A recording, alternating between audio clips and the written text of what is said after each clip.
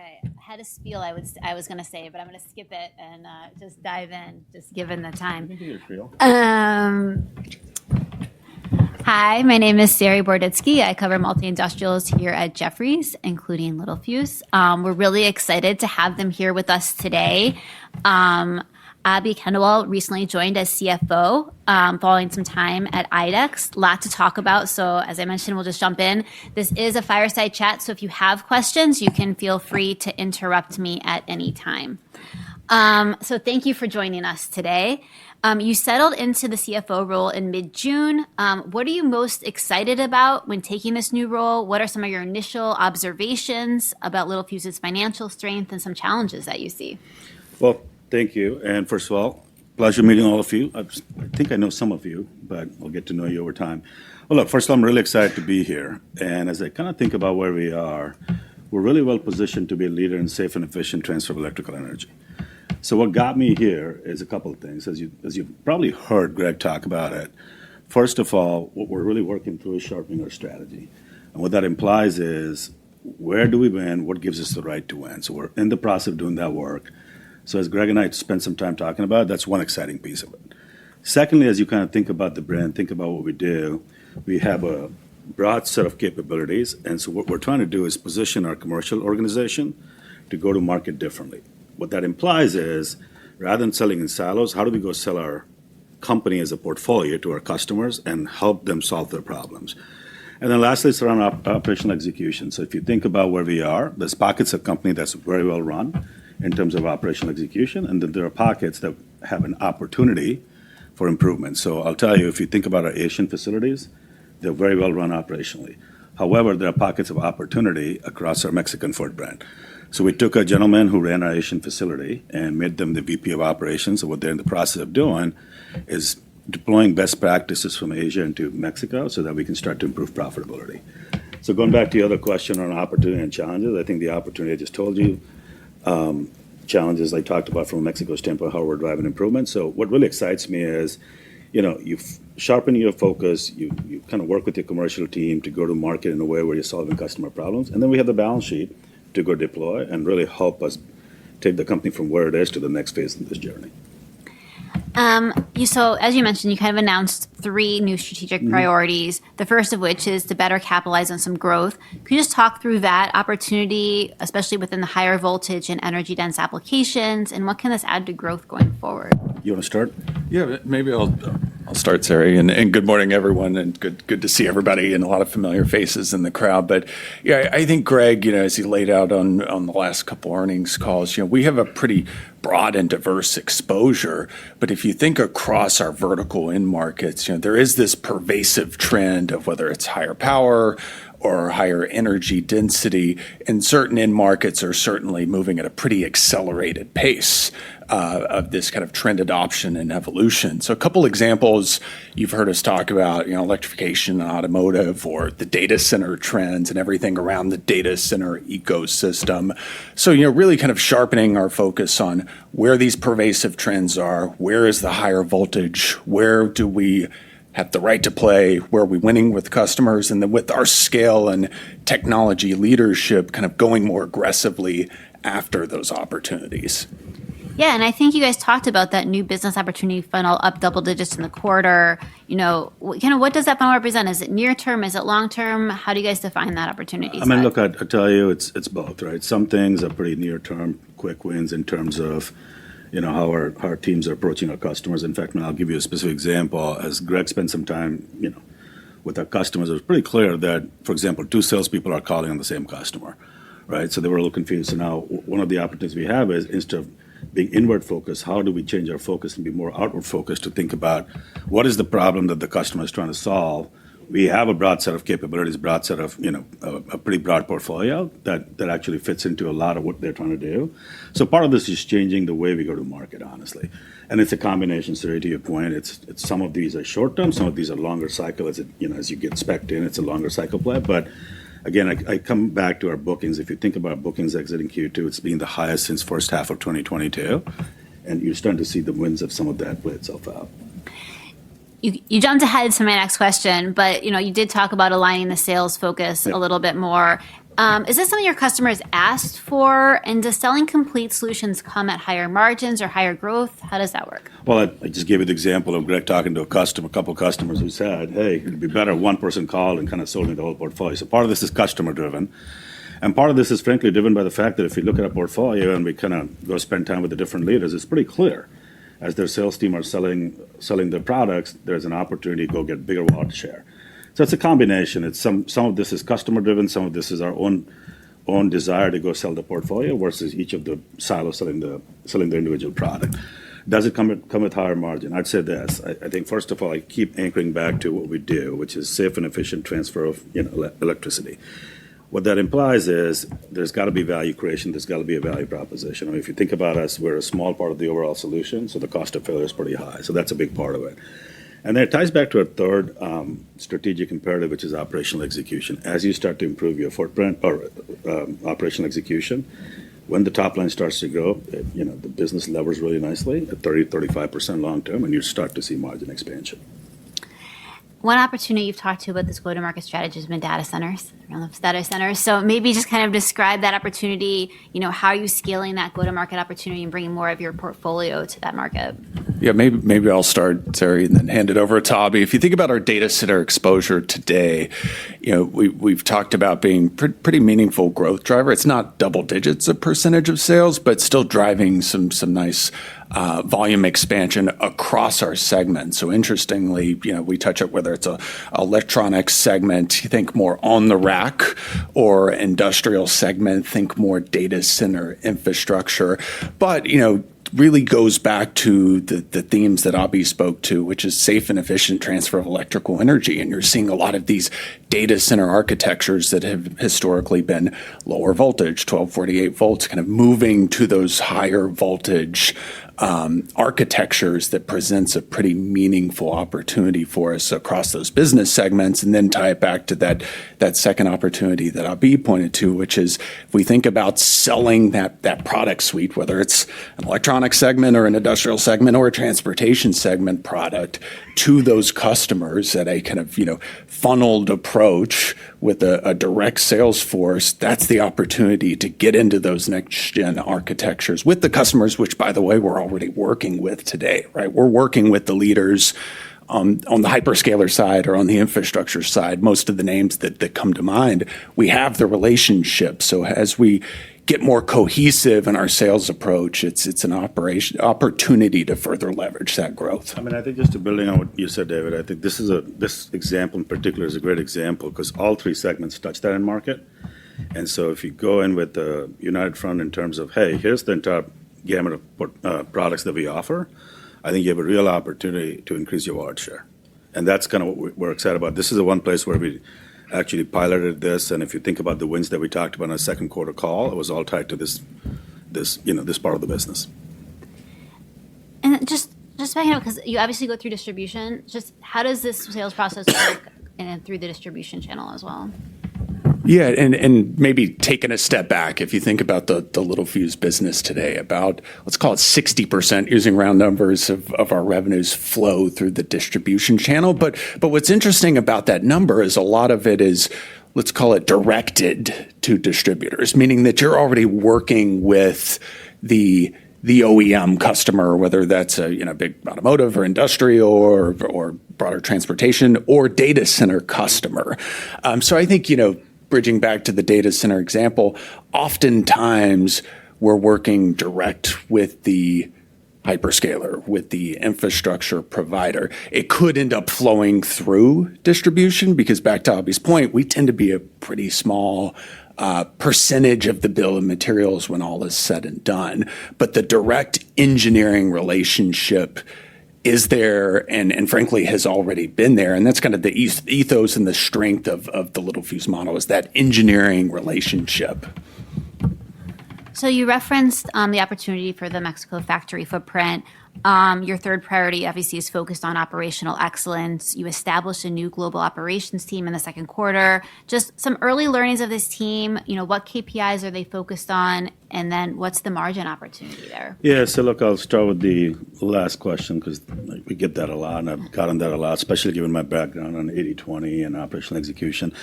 Here's what I'll tell you. We're not ready to kind of talk about what the end answer looks like in terms of margin profile. What I am committed to, though, is we're going to do an Investor Day in February. Excuse me. And as part of it, what we plan to do is lay out the financial projections for the next 3 years, along with our margin opportunity. But if you kind of take a step back and think about where we are, so what we did, as I mentioned, is we appointed a gentleman who was our lead for the manufacturing facilities in Asia to be the head of global operations for Littelfuse. What they're focused on, as I said, is specific pockets of the company where there's real margin opportunity. They're focused on lean. They're focused on flow. They're focused on supply chain integration where, hey, 5 factories are buying the same component. Is there a real opportunity to go drive cost out in terms of being able to leverage the buy, right? So it's basic blocking and tackling, but we do believe there's real opportunity.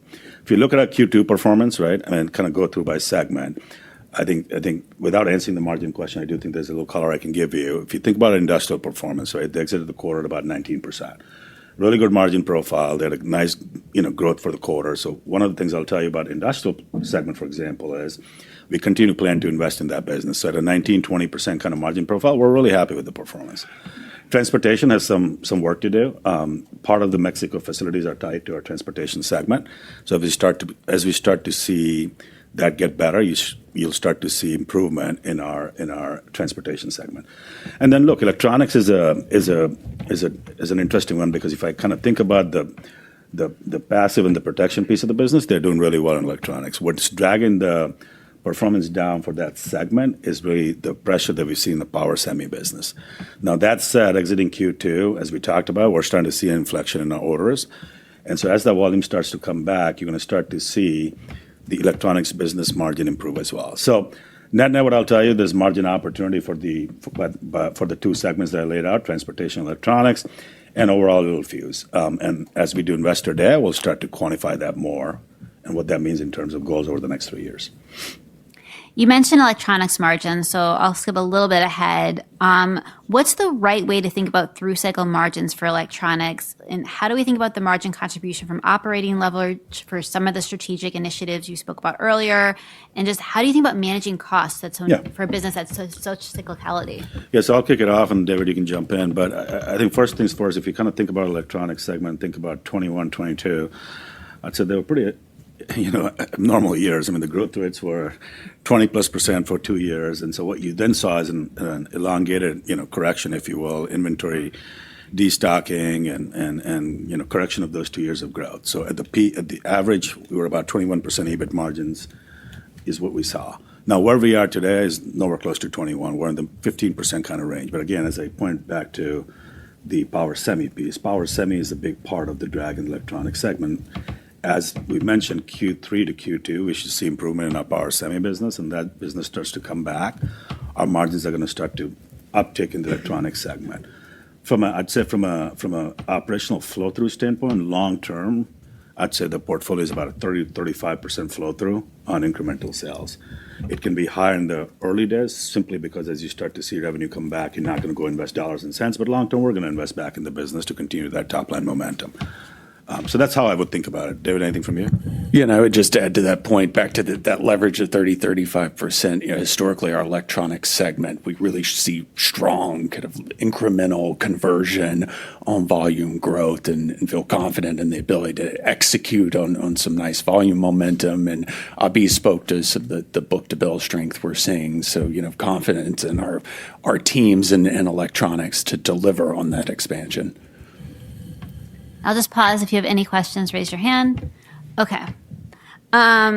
So given your background deploying capital at IDEX, just how do you plan to approach capital deployment here at Littelfuse? How do you think about internal investments needed versus acquisitions, returning cash to shareholders? Yeah. So look, first things first, as I said, we're in a very interesting time, very exciting times in terms of really honing in on our strategy, honing in on where we want to play, what gives us the right to win. So that is a big part of the work we're doing right now. And as we start to think about that, look, from a capital deployment strategy, our balance sheet is pretty well positioned. We deploy or we generate free cash flow north of 100%. Quarter to date, we're at 114% conversion. So as I think about our capital deployment strategy moving forward, look, we're going to continue to fund the organic investments, right? That's a no-brainer. The payback is pretty low. It's typically a pretty good payback, and so we'll do that. M&A is a big part of our strategy, and as you think about, the work that we're talking about doing and the work that we want to share with the broader teams in doing Investor Day, M&A is going to be a big part of it.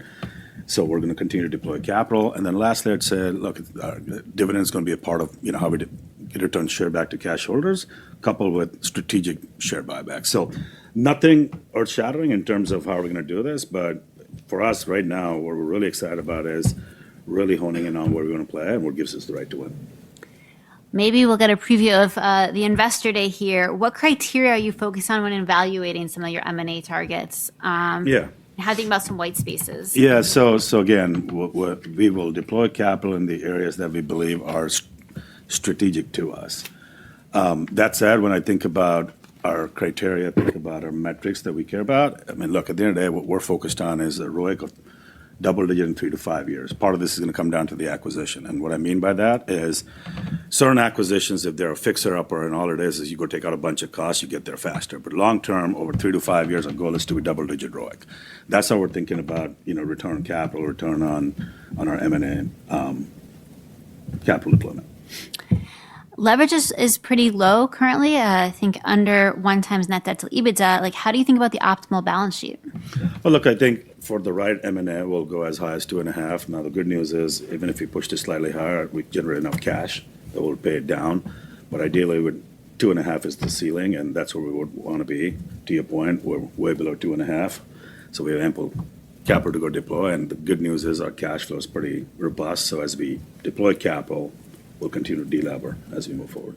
It's a good position to be in. It's a great position to be. I'd rather have this problem. Yeah. How do you think about the pricing opportunity here at Littelfuse? Is there opportunity to increase price within the businesses? And just like, what's your philosophy on price in general? Well, look, I'll start again by coming back to what we do around safe and efficient transfer of, or safe and efficient electric transfer. I think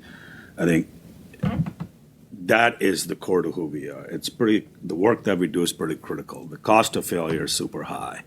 So as you kind of think about exiting Q2, what we talked about, just given the world we're in, we said we're price cost neutral is our goal. But at the end of the day, it comes down to, hey, what value are we creating? What problem are we trying to solve? So, we stay on top of it. Our philosophy is we're going to be neutral to slightly positive as we move forward. But at the end of the day, again, the advantage or the place that I love that we are at is we're a small part of the overall solution. The cost of failure is pretty high. You mentioned some recovery on the power semi side, I think, into the next quarter. But can you just talk about the normal electronic cycle and how you're thinking about growth across the product lines? And is there anything about this upcoming cycle that's different from the past? Yeah, maybe I'll start with that one, Sari. And I think, I'd almost flip the last question on its head and say, the last 3 to 4 years have been very different. Right? 21 and 22 in electronics, a pretty robust and unique growth cycle. In terms of golden screws, right? Unique pricing environment. A lot of interesting things going on at the time, and then the flip side of that, 23 and 24, pretty what we'd call elongated down cycle, right? Because I think, depending on when exactly you stop and start your stopwatch, maybe 8 quarters of a inventory correction in electronics. Historically, a normal correction in electronics has been 4 to 5 quarters. So there's certainly a bit unique going into what's been a stronger recovery in passive electronics for the last couple quarters. So we don't know exactly what the future holds, other than it's been a unique past 4 to 5 years. I will say on the power semis side, things turned a bit later versus passives. And we've seen the same thing happen in the recovery. Passives, again, kind of Q4 last year, we started to see some pretty nice momentum, have had strong book-to-bill, strong order flows, improved visibility in that business. And in power semis, we talked about on the earnings call, starting to see some improvement there as well, and feel good about the sequential momentum into the back half of the year for our power semis business. Maybe switching gears to transportation. I mean, it performed better than expected, or at least that we expected, with strength in commercial vehicles, despite what appears to be a pretty weak market. So just talk about your positioning across auto and commercial vehicle, and just how we think about market outperformance going forward. You want to start? Yeah, I think historically you've heard us talk quite a bit about mid-single digits above production in our auto business. I do think Greg's spoken quite a bit about the transportation segment as a pretty diversified set of vertical end markets, and a lot of meaningful opportunities to build automotive into commercial vehicles, into areas like material handling and logistics. Where again, back to this idea of safe and efficient electrical energy transfer, it's pervasive of any vertical market that's quote unquote on wheels. When all is said and done. So I do think, yes, automotive, it's been more mid-single digits. Many of you have heard us talk about, high voltage electrification is a nice trend for us, electronification. But, broader than that, we see some pretty meaningful opportunities. And you heard us talk about on our earnings call, some of the commercial vehicle growth that we've seen in the last couple quarters, despite what we would consider some continued soft underlying commercial vehicle end market trends. This is, I think, to build on what David said, this is one area where you can truly see a couple of things play out. First of all, I think this is not a story of market. This is a story of focus. This is a story of how are we aligning our commercial organization to really go understand our customer needs. And two, if you kind of think about the margin performance in Q2 and the work that the teams have done, this is early days, but you really start to see the operational improvements start to play itself out in the transportation segment, especially given the margin improvement that we saw on a year-over-year basis. EV was kind of one of the things that people were very focused on, let's say even a year ago. Just how are you thinking about that demand as we potentially enter a weaker EV market, at least in North America? Yeah, fair question. I think a couple things that really position us relatively well from whatever the EV market ends up looking like. One, if you think about our auto exposure today, and by the way, if we talked about our transportation segment, which is mentioned as automotive and commercial vehicle markets. Automotive all in is maybe 20% of Littelfuse revenues, but it's a global business, and we're a scaled supplier and partner to OEMs, whether in North America, Europe, or in China as well. So I think to your point, one of the trends that we've seen, it's pervasive throughout the market, is continued strength in China from an EV growth standpoint, and softer trends in North America and Europe. But what has helped us is having those global relationships and a pretty diverse customer base with all said and done. And the last thing I would add is, automotive electrification is trend. Electronification tends to benefit us as well. If you think about things, let's call them in the cockpit, the infotainment system. Again, more electrical energy transfer really brings higher value opportunities for us when all is said and done. Transportation, I think you guys mentioned, achieved mid-teens margin in the quarter. Is this a good, steady assumption? How should we think about the puts and takes there? And is there opportunity to expand margins, maybe to reach electronics and industrial levels at some point? So there is opportunity in the transportation segment. What you see, again, as I mentioned, is early work tied to our operational execution. But I will tell you, again, without putting a number to it, there's definitely room for margin enhancement. The other thing you're seeing in our transportation segment is the work that we're doing to simplify our business. So what we're trying to also do in the transportation segment is look at the tail of customers, look at the tail of customers that we serve, and for customers that complexity but really no profitability. It's a large list of customers, but a very small amount of top line. We've simplified that business, walked away from some business, quite frankly, so that we can improve profitability and have profitable growth. So more to come on that, but I do believe there is room for further improvement in margin on the transportation side. Sounds very 80-20. Maybe I should pause on the end market stuff and talk. What's the 80-20 opportunity here, and how do you think about applying that? Yeah, so look, the transportation piece, especially the commercial vehicle part of the transportation segment, is run by a gentleman who's very well versed in 80-20. I've actually worked with him in a prior life. So we've done some work there, and again, early days, there's definitely opportunity. The size and the magnitude of it, we're still working through. But that's one place you really start to see the margin enhancement driven by not just top-line leverage and the operational execution, but it's also simplifying the business, applying some 80-20 work. And then on maybe turning to industrial markets, you've seen some robust growth there this year. Is that all related to end market demand? Are you benefiting from any restock there? And just how is the growth across some of your high-value markets, such as energy storage? Yeah, so I'd say industrial is a great example of broad-based strength with the exception of construction and MRO. I think what you're seeing in industrial is a couple of things. First of all, it is end markets, but part of this is about the work that we're also doing in terms of, higher energy, higher density, and the focus that we put on it. It's this whole go-to-market conversation that we just had. But, I think if you look at the performance for the segment for Q2, we're up, 19% top line, 17% top line, and had really robust margins at 19%. Our goal is to continue to invest in the industrial segment, continue to move the organic needle forward. So I think pretty excited about where we are with that. Yeah, and I would just add, the industrial segment, we're pretty diverse in our exposure. But again, back to hitting on the same themes, but safe and efficient transfer of electrical energy, whether it's grid storage or example of, we talk about industrial safety, right? Some of the increasing regulatory requirements around electrical energy transfer in a commercial kitchen, right? Think about a fryer in a fast food restaurant. These are really meaningful kind of growth trends for our business. So our industrial segment with, some of the new product innovations they've had, and kind of expanding and kind of developing these next gen architectures with the customer base has been a good trend for us. One thing I was noticing as I went through my model to prepare for this is just kind of the uneven margin performance across the quarters within industrial. How do you think about the current target for high teens? And is there a way to reduce this variability, or is it just part of the model? Well, that is actually one of the biggest things that we talk about internally is the variability in the margins. To your point, we saw 19%. Now, I will tell you, it's not linear.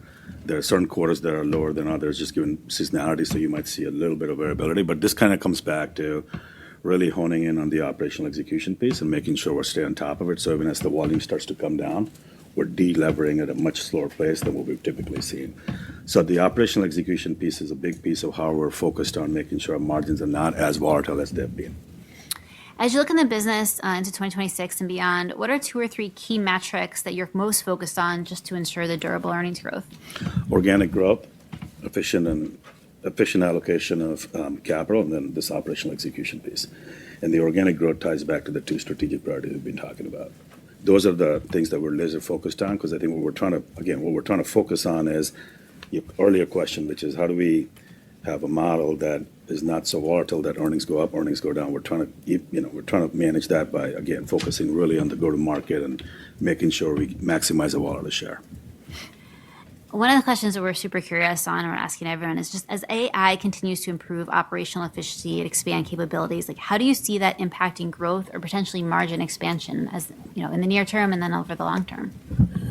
Yeah, maybe I'll start there and maybe work backwards, right? So a couple examples that Greg has spoken to as you think about, and Abhi mentioned this earlier, our Asian manufacturing footprint. We're really efficient, kind of well-run, we'd call best practices that we're trying to deploy, by the way, throughout the global Littelfuse footprint. AI is an area where we've built some capabilities in those factories. So the idea of kind of reducing kind of lost times or defect detection improvements are a couple areas that we've really seen some enhancements from the margin side. Again, I'd say it's today a little bit concentrated, but opportunities to kind of deploy that throughout the footprint as within that broader realm of operational execution and excellence opportunities.